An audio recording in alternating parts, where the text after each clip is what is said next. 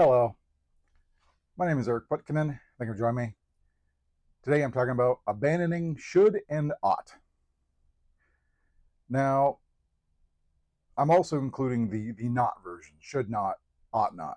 But we should really totally abandon these because as I'm talking about, you know, kind of what it takes to create a very conducive environment for awakening, it includes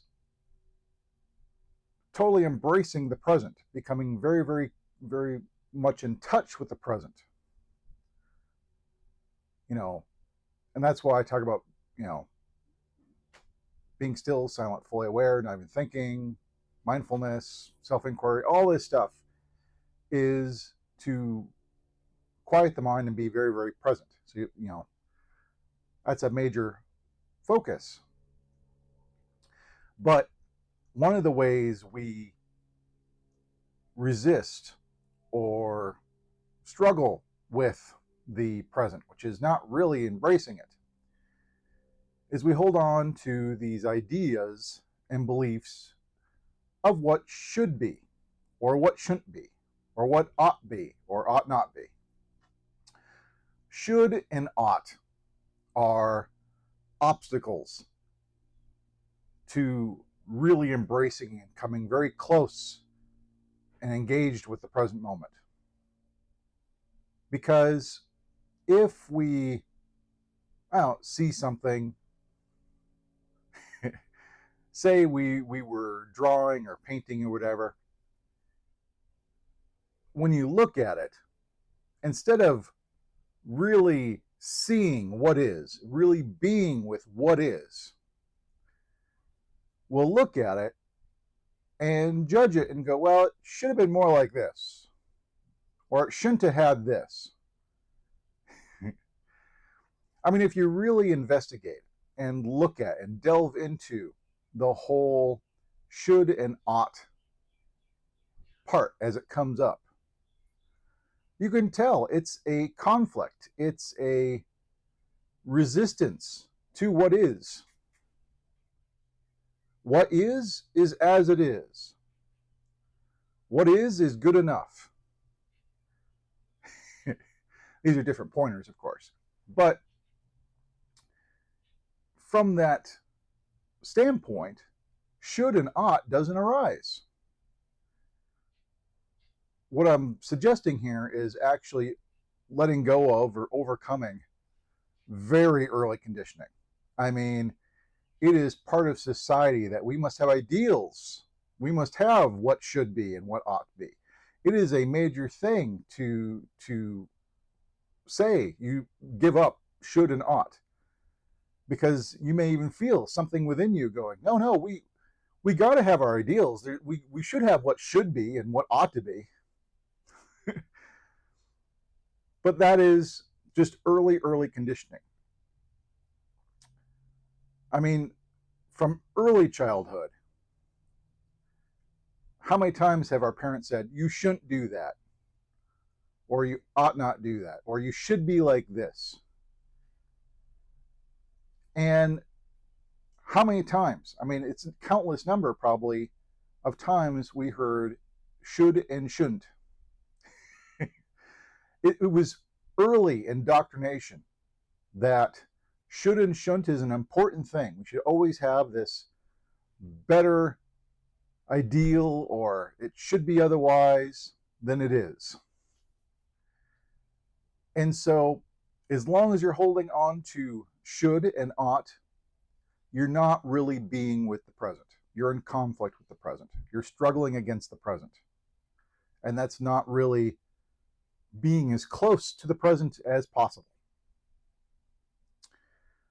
Now, there's several ways we could try to let go of should and ought. One is just let go as much as you're able. Just delve into the concept of should and ought. Delve into the feeling and experience of it, and recognize you are in conflict with reality. You are in conflict with what is, with should and ought.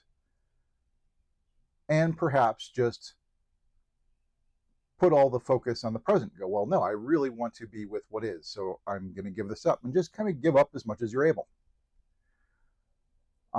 You could also potentially look into the beliefs, concepts, and assumptions that are the basis of why something should be otherwise. And you could actually look at your beliefs, concepts, and assumptions deeply. And you might see, upon deep observation, investigation, and questioning, that it's false.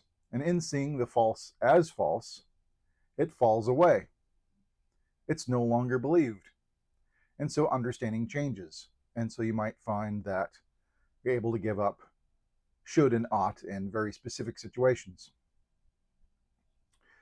But another way is, if you find that you're really tied and stuck with the should and ought, or should not, ought not, judgment or thought, that, the reaction.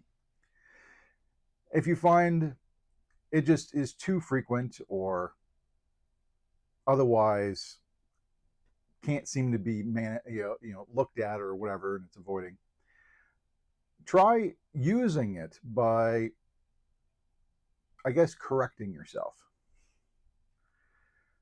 I mean, as soon as you say, well, this shouldn't be, you can kind of notice that as it's being thought, said, or expressed, and go, no, it really should be like that. If you say, no, this should be like this, you could stop yourself and go, no, it should be exactly as it is. It shouldn't be otherwise. It should be exactly as it is. And in that way, you can kind of build a new habit to, because the habit of having should and ought is perhaps deeply ingrained. And so what you can do is you can alter the course of it. And instead, the should and oughts and should nots and ought nots can be actually reinforcing the what is to be exactly as it is, or what was to be exactly as it was. And in that way, it may loosen up the conditioning, and it may loosen up the resistance to what is. In doing this, like I said, it's a ceasing struggling or being in conflict with the present moment. You're actually becoming more deeply engaged in, I guess, one with the present, in no longer resisting, denying, pushing away, thinking it should be otherwise. And this creates a more conducive environment for awakening and enlightenment. Now, what I'm not saying is that we can't change things, because nothing is static. Everything is ever changing. There is nothing that is not changing. And so as things are constantly changing, you can choose the direction of the change. And so while everything should be exactly as it is and ought not be other than it is, at the same time, it's also changing. And so you can make changes to have the trajectory go towards something that is continuing to grow or improve or otherwise evolve. It doesn't have to be, I guess, left alone, not affected in any way, because it should be exactly like that forever. That's the belief of something static, that it should be like this forever, which is false. It should be like this, exactly as it is, at this moment. But it's constantly changing from moment to moment. And so you can then also do things to affect change, to maybe make it bigger, better, more evolved, faster, whatever you choose to do. And whether it actually is improved or bettered or evolved or whatever, or not, it's still exactly as it should be at the moment. And so although you're giving up or abandoning should and ought, you're giving up the ideals. You're not saying it should be otherwise. No, it now is exactly as it should be. But in choosing the direction or trying to influence the current change, because it's always changing, and influencing the current change, it could be otherwise. Instead of should be or ought be, it could be otherwise. And so it could be like this. And so you make a change or do an action that may make a change.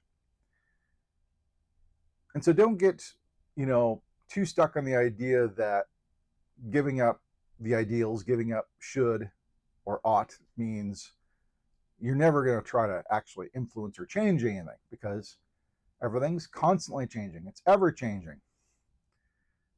And there's multiple variables influencing everything. I mean, in the US, the direction of the country, there's conservatives and liberals and centrists and all these different people vying for influencing the government, and some will think it's degrading, and some will think it's advancing, and some will think it's evolving, and some will think it's devolving, but they're all acting to make changes and trying to see what could be. But don't ever think it ought to be or should be that way. That attachment to a specific state or future outcome is what we're giving up. It could be like this. It shouldn't be like this or should be like this. So play with this a little bit.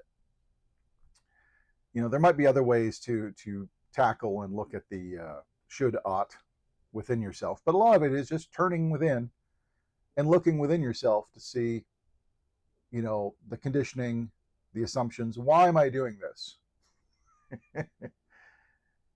And if you see the false is false, it will change on its own. So, but if you get any questions, comments, please post below. And until next time, thank you much.